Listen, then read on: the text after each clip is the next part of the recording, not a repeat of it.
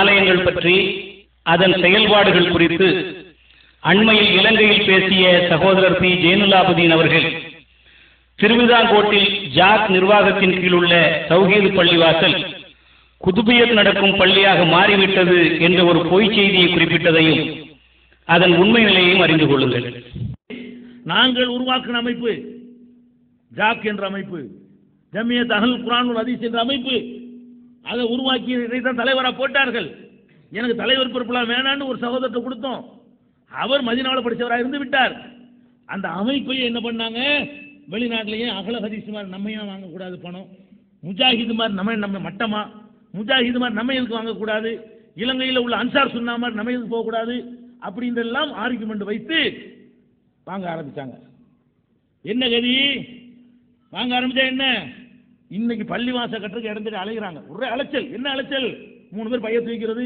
உங்க ஊர்ல பள்ளிவாசம் வேணுமா, உங்க ஊருக்கு பள்ளிவாசம் வேணுமா, உங்க ஊருக்கு பள்ளிவாசம் வேணுமா, ஏன் ஃபாயிதா பள்ளிவாசம் கட்டுறதுக்கு, பள்ளிவாசம் ஊர்ல இருக்குல்ல, பள்ளிவாசம் கட்டி கொடுத்தா ஃபாயிதா கிடைக்குது.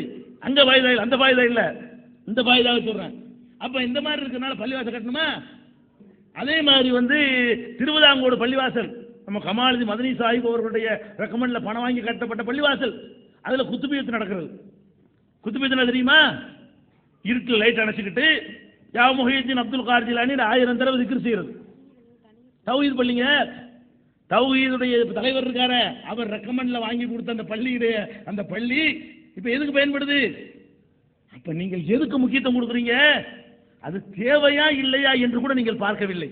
அது ஒரு கேள்வி கேட்கிறேன், தமிழ்நாட்டில் தௌஹீதுடைய பணிகள் எல்லாம் எப்படி இருக்கிறது, ஏன் நீங்கள் ஒற்றுமையை நீங்கள் நினைக்கக்கூடாதா, ஏன் அதிலிருந்து வெளியே வந்திருக்கிறீர்கள்? பதில் சொல்வதாக என்ன சொல்றாங்க தெரியுமா?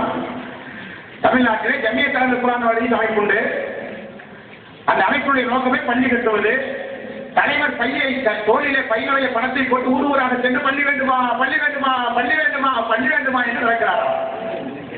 1 ரூபாய்க்கு 2 பள்ளி வேண்டுமா, பள்ளி வேண்டுமா, பள்ளி வேண்டுமா என்று நடக்கிறார். கெட்டிய பள்ளிகள் என்னானது, டிவியில பேசுகிறார், செய்தி ஆதாரம்.